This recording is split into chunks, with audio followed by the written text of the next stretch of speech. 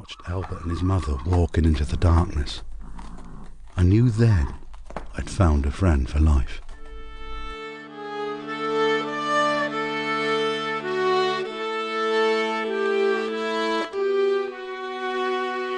Through the hard winters and hazy summers that followed, Albert and I grew up together.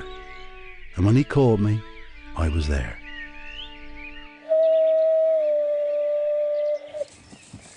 Come on, Joey, come on. Good boy. Yep. We were now both strapping sons of the soil.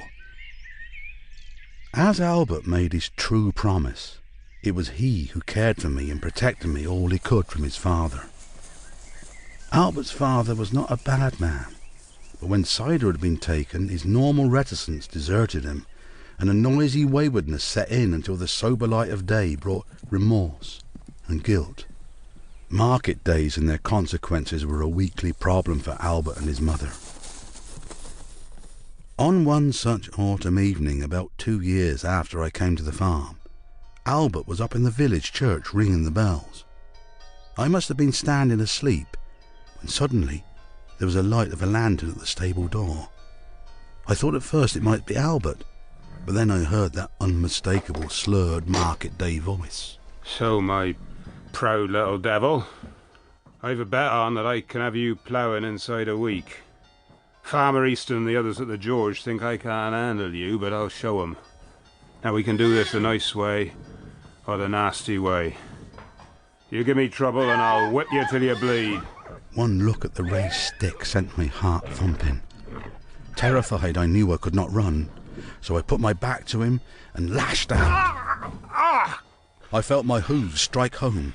I heard a cry of pain and turned to see him crawling out of the stable, muttering cruel words of vengeance. Show you, you beggar. That next morning, Albert and his father came out together to the stables, and I could see that Albert had been crying, for his pale cheeks were stained with tears.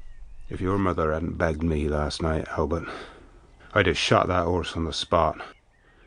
I'm warning you, if he's not ploughing straight as an arrow inside a week, he'll be sold. Sold!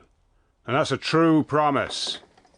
When Albert came into the stable, it was not to soothe me, as he usually did. That was devilish stupid last night, Joey. Now you listen here. You and me have got to learn to plough.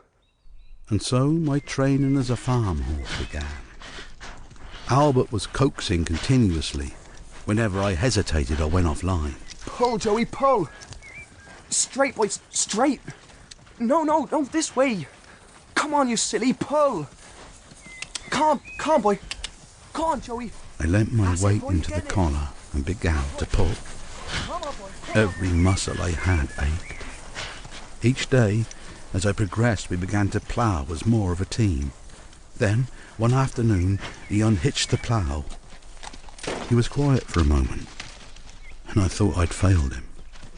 Then suddenly, he threw his arms around my neck, shouting, Joey, you've done it! They've been watching us from over yonder. Father's won his bet. You ploughed, Joey. He can't sell you now. Good boy, Joey. Good boy.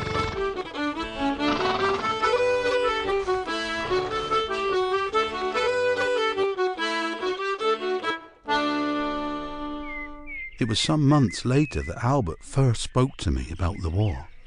Mother says there's likely to be a war, Joe. I don't know what it's about. Something about some old duke that's been shot somewhere. Family falling out or something. But it won't bother us, Joe. Nah, we'll go on just the same. One hot summer evening, after a long day in the fields, I was deep into my mash and oats, when I heard his father's heavy footsteps coming across the yard. Mother, come out! It's war, Mother! I just heard it in the village. We're at war with the Germans!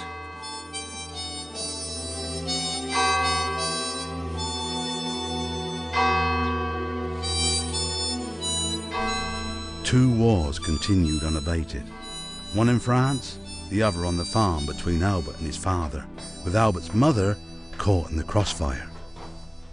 Albert's father left me alone these days, so when he came into the stable and held out a bucket of oats, I was immediately suspicious.